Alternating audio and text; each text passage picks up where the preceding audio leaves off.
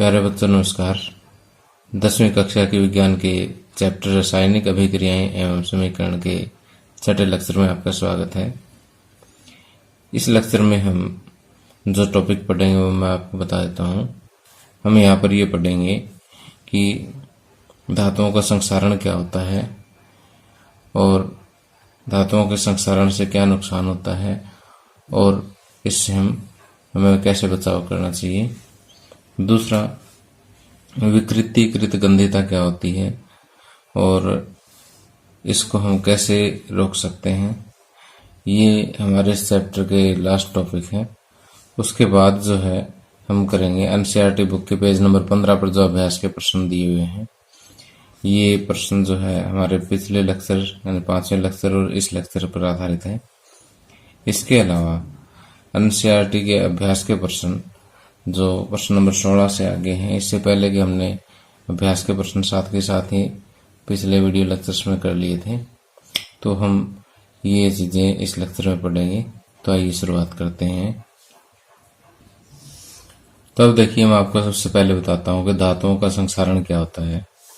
आपने कभी कोई लोहे की चीज को जंग लगी हुई देखा है?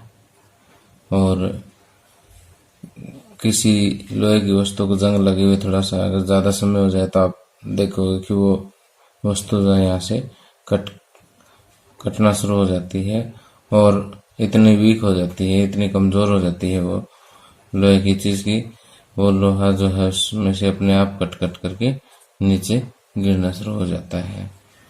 तो ये लोहे को जंग लगना जो है ये धातुओं के संक्षारण का ही एक उदाहरण है। वास्तव में क्या होता है कि जैसे मान लीजिए हमारे पास कोई धातु है और जब धातु के ऊपर वायु की नमी और ऑक्सीजन इन दोनों का प्रभाव होता है तो धातु का जो है अक्षय होना या ह्रास होना शुरू हो जाता है। ठीक, और ये जो अभिक्रिया है ये धातुओं का संक्षारण कहलाती है। ओके, तो उदाहरण में मैंने जैसे आपको बताया था कि लोहे को जंग लगना और इसी तरह से आपने अपने घरों में कोई चांदी की बनी हुई चीज देखी होगी कि जैसे मतलब कुछ जेवर जैसे पजेब वगैरह जो है चांदी की बनी होती है। अगर कोई काफी पुरानी पजेब अगर आपके घर में पड़ी हुई है या कोई और चांदी की चीज पड़ी है तो वो देखना कि एक जब चांदी नहीं होती चमकीली होती है, लेकिन उसके बाद इसके ऊपर ब्लैक सी परत जो है वो जमना शुरू हो जाती है। ठीक, अब ये ब्लैक परत क्या है? ये चांदी का संक्षारण ही तो है। इसी तरह से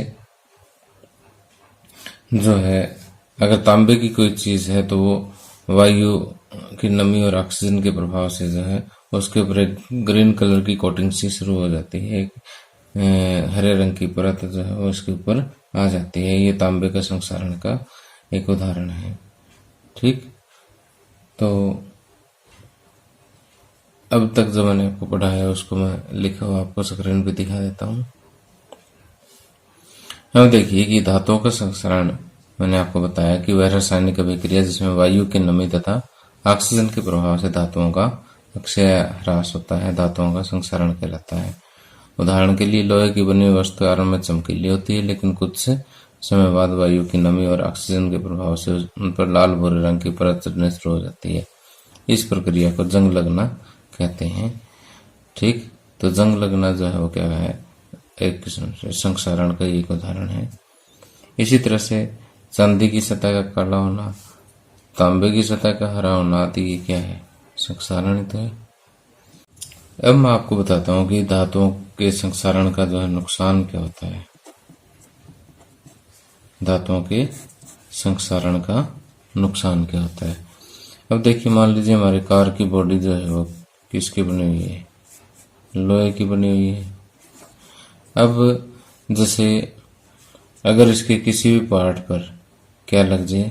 जंग लग जाए, तो जैसे ऊपर के पार्ट पर जंग लगने के चांस कम होते हैं क्योंकि इसके ऊपर एक पेंट किया होता है और उससे नमी डायरेक्ट को जो इसके संपर्क में नहीं आती, लेकिन जो नीचे की पार्ट है जहाँ पर चलते समय पानी वगैरह लगता रहता है वहां नमी मिली इसको, वायु में ऑक्सीजन होती है। तो इसके कुछ पार्ट जो है टायर के पास वो क्या है कि उन पे जंग लग जाती है। जंग लगने के कारण वो धीरे धीरे जो इसका अक्षय होना शुरू हो जाता है और इसका पूरा पार्ट जो है नीचे से जो है गलना शुरू हो जाता है। इसी तरह से समुद्री जहाज है। ओके,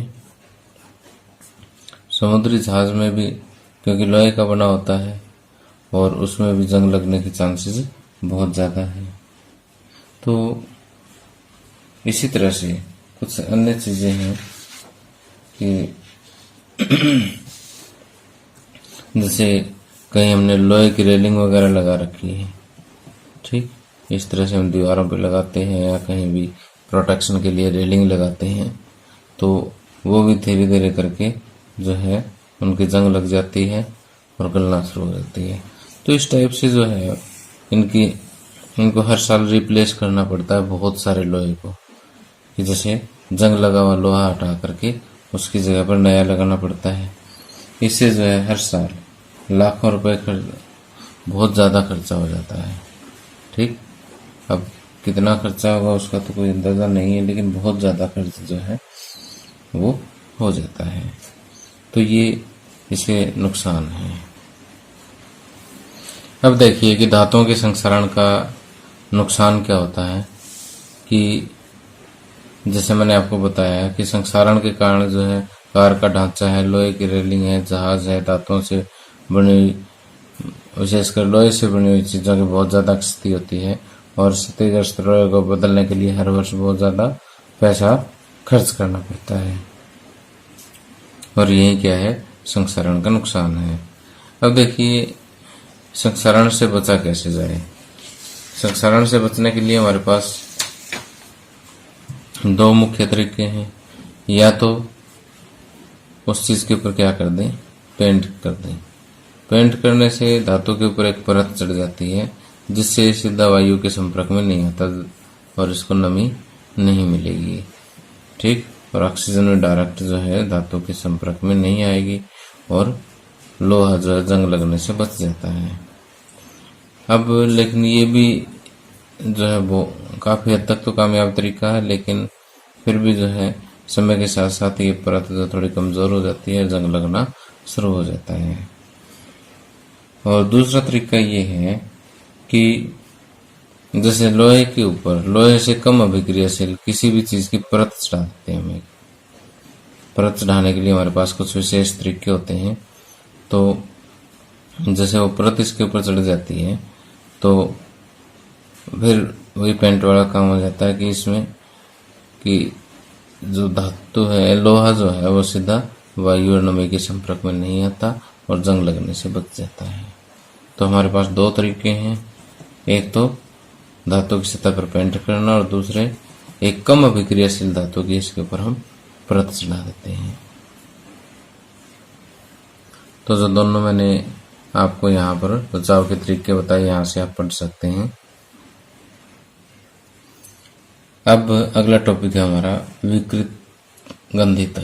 ये विकृत गंधिता क्या होता है कि जैसे हमारे पास कोई भी वसायुक्त या तेल वाली कोई भी खाद्य सामग्री है, जैसे मान लीजिए घर में कोई मिठाई है, तो अगर इसको हम कई दिनों तक पड़ा रहने दें तो इसका स्वाद भी चेंज हो जाएगा और इसकी गंध भी चेंज हो जाएगी।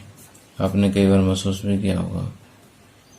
तो वास्तव में यही घटना जो है क्या कहलाती है, विकृत गंधिता कहलाती है।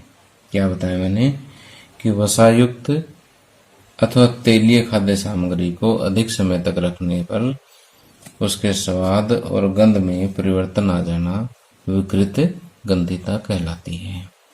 ओके, वास्तव में विकृत गंधिता का कारण क्या है कि जैसे मान लीजिए हमारे पास ये कोई तेल या वसा वाली कोई घी वाली चीज है, मान लीजिए लड्डू है, तो ये ऑक्सीजन के संपर्क में आ गए। ठीक, ऑक्सीजन के संपर्क में आने पर इनका उपचयन हो जाता है। क्या हो जाता है, उपचयन हो जाता है। ठीक। और ऑक्सीजन के संपर्क में आने पर उपचयन होने के कारण इनके स्वाद और गंध में परिवर्तन आ जाता है। ठीक। और यही उपचयन अभिक्रिया जो है विकृत गंधिता का कारण है। ठीक। अब इसको रोके कैसे, रोकने के उपाय। इसको रोकने के उपाय क्या है, क्योंकि यहाँ पर ऑक्सीकरण हुई, ऑक्सीजन ऐड हुई, तो ऑक्सीजन को रोकने वाला कोई पदार्थ इसके अंदर डाल दे। ठीक। मान लीजिए ऑक्सीजन इसके अंदर ऐड हो गई, तो उस ऑक्सीजन के साथ रिएक्ट करने वाला कोई पदार्थ डाल दे। तो यहाँ पर हम क्या यूज करते हैं, प्रति ऑक्सीकारक, कि ये ऑक्सीकरण होने नहीं देगा या बहुत काफी हद तक ऑक्सीकरण को रोक देगा। या फिर ऐसी वस्तु जिनको आप लंबे समय तक रखना चाहते हो, प्रति ऑक्सीकारक भी उसमें नहीं मिला सकते, तो ऐसी चीजों को आप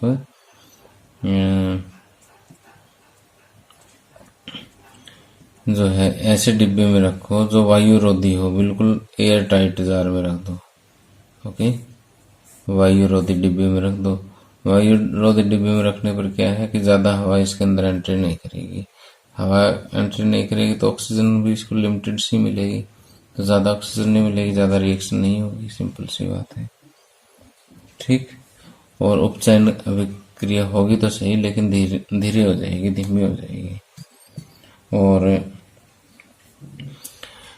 तीसरा जो है, जैसे आप बाजार से कुरकुरे वगैरह खरीदते हो या कोई चिप्स खरीदते हो, तो उनमें क्या होता है कि कई बार क्या होता है कि पैकेट के अंदर जो है आप देखते हो कि चिप्स तो थोड़ी सी निकलती है, बाकी वो मतलब इसके अंदर एक विशेष गैस यानी नाइट्रोजन भर दी जाती है। नाइट्रोजन भर के इसको सील कर दिया जाता है। ठीक।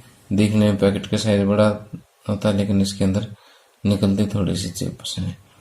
तो वास्तव में जो कुछ लोग कहते हैं वैसे साइज बढ़ाने के लिए कंपनी ने ऐसा कर रखा है, लेकिन सिर्फ साइज बढ़ाने के लिए नहीं है वो।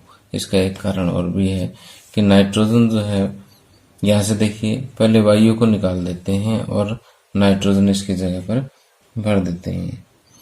तो वायु बाहर निकाल दी, इसका मतलब ऑक्सीजन बाहर निकल गई।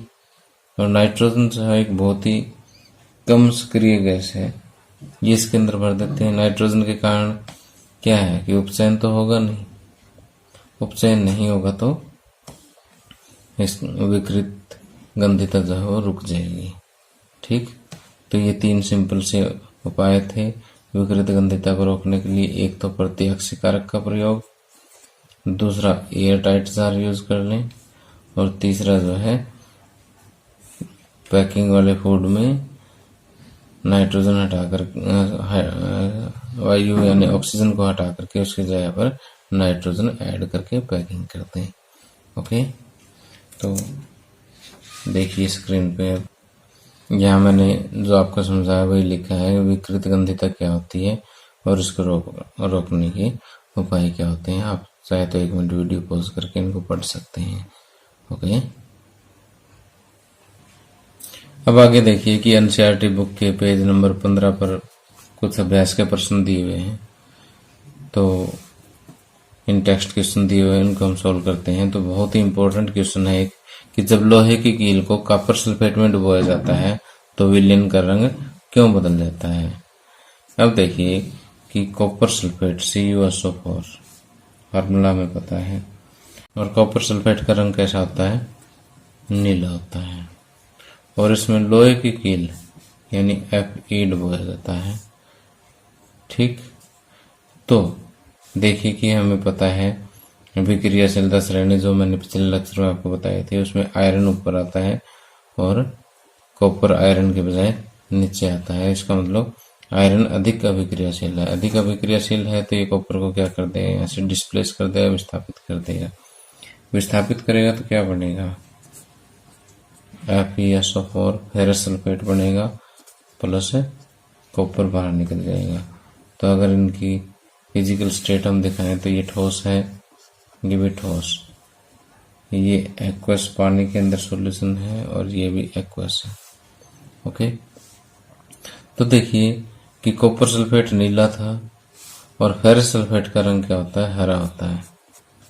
ठीक, तो इसी अभिक्रिया के कारण इस विलयन का रंग जो है वो बदल जाता है। ठीक, तो हम यही कहेंगे कि जब लोहे की कील को कॉपर सल्फेट में डुबोया जाता है तो लोहा अधिक अभिक्रियाशील होने के कारण कॉपर सल्फेट के विलयन में से कॉपर को विस्थापित कर देता है और जिससे आयरन सल्फेट बनता है। ठीक, और आयरन सल्फेट का रंग, अब देखिए कि कॉपर सल्फेट का रंग नीला होता है और आयरन सल्फेट का रंग हरा होता है। उसी कारण विलयन का रंग जो है नीले से हरे में बदल जाता है। ओके, तो मेरे हिसाब से आपको बात समझ आ गई होगी। तो लिखा हुआ और दिखा देता हूँ आपको। तो जो मैंने बोला एज इट इज यहाँ पर लिखा हुआ है। ठीक, तो दोबारा पढ़ाने की मेरे हिसाब से आवश्यकता नहीं है, आप स्क्रीन को पॉज करके एक बार देख लें। अब आगे देखिए कि यहाँ पर क्रियाकलाप 1.1 में से भिन्न द्वितीय विस्थापन अभिक्रिया का एक उदाहरण दीजिए। तो देखिए कि यहाँ पर आपको द्वितीय विस्थापन अभिक्रिया का एक उदाहरण देना है जो क्रियाकलाप 1.1 से अलग हो। तो 1.1 में जो क्रियाकलाप उसको छोड़ देना, बाकी द्वितीय विस्थापन अभिक्रिया के मैंने कई सारे एग्जाम्पल आपको पिछले लेक्चर में पढ़ाए, उनमें से कोई भी एक एग्जाम्पल उठा करके लिख देना। ठीक है, उसके बाद तीसरा क्वेश्चन है कि निम्नलिखित अभिक्रियाओं में उपचयित तथा अपचयित पदार्थों की पहचान कीजिए। चलो ये देखते हैं। अब देखिए आपको ये दो रिएक्शंस दी हुई है, इनमें से आपको पहचानना है कि उपचयित कौन हुई, उपचयित जो है कौन सा पदार्थ होता है और अपचयित कौन सा पदार्थ होता है। जैसे मैंने बताया था कि उपचयन और अपचयन में अगर आपको कंफ्यूजन होती है तो सिंपल आप क्या करें, ए आ ई उ, इसको स्वर जो हिंदी में हम बोलते हैं उसके ऑर्डर में लगाइए। और इधर हाइड्रोजन और ऑक्सीजन की हम बात करें तो हाइड्रोजन और ऑक्सीजन को अल्फाबेटिकली लगा लीजिए कि हाइड्रोजन पहले आता है 8वें नंबर पे आता है और ऑक्सीजन 15वें नंबर पे आता है, तो ऑक्सीजन को बाद में लिखिए। ठीक, तो जहां हाइड्रोजन ऐड होती है वो अपचयन होता है और जिस पर ऑक्सीजन ऐड होती है वो पदार्थ क्या होता है, उपचयित होता है। उपचयित में तो ऑक्सीजन ऐड होगी और अपचयन में हाइड्रोजन ऐड हो जाएगी। ठीक, तो बस अब पहचान लो इसमें से, अब तो कोई खास बात ही नहीं रही। अब सोडियम है, सोडियम के ऊपर ऑक्सीजन ऐड होगी और ऑक्सीजन ऐड हुई तो इसका क्या हो गया, उपचयन हो गया। ठीक, और ये ऑक्सीजन O2 है, यहाँ पर देखिए सेम पदार्थ बना, तो जैसे यहाँ पर एक पदार्थ का उपचयन हो गया तो दूसरे का अपचयन अपने आप हो गया। ठीक, इसी तरह से कॉपर ऑक्साइड है, यहाँ से देखिए कॉपर बन गया, ऑक्सीजन रिमूव हो गई, इस बार ऑक्सीजन हट गई। ऑक्सीजन का हटना अपचयन होता है। ये क्या हो गया, अपचयन हो गया। तो जब एक पदार्थ का अपचयन हो गया तो दूसरे का क्या हो गया, उपचयन हो गया। ठीक, तो अब आपने देख लिया है कि किसका उपचयन हुआ, किसका अपचयन हुआ। तो उपचयित पदार्थ लिखने हैं और अपचयित पदार्थ लिखने हैं। तो पहले में उपचयित पदार्थ है सोडियम और अपचयित पदार्थ है ऑक्सीजन, और दूसरी रिएक्शन में उपचयित पदार्थ है हाइड्रोजन H2 और अपचयित पदार्थ है CuO। ओके, अब देखिए अगले 3-4 मिनट में जो आपके अभ्यास के बचे हुए प्रश्न हैं उनको हम सॉल्व कर देंगे, कि लगभग क्वेश्चन हम पिछले लेक्चर्स में कर चुके हैं। ठीक है, बस रिवाइज ही करना है। ऑक्सीजन के योग या ह्रास के आधार पर निम्न पदों की व्याख्या कीजिए और प्रत्येक के लिए 2 उदाहरण दीजिए। तो देखिए उपचयन अपचयन हम अच्छी तरह से कर चुके हैं और वो एज इट इज आपने यहाँ पर लिखना है। दूसरा है, एक भूरे रंग का चमकदार तत्व एक्स को वायु की उपस्थिति में गर्म करने पर वह काले रंग का हो जाता है। एक्स और उस काले रंग के यौगिक का नाम बताइए। तो देखिए भूरे रंग का जो तत्व है वो यहाँ पर कॉपर है।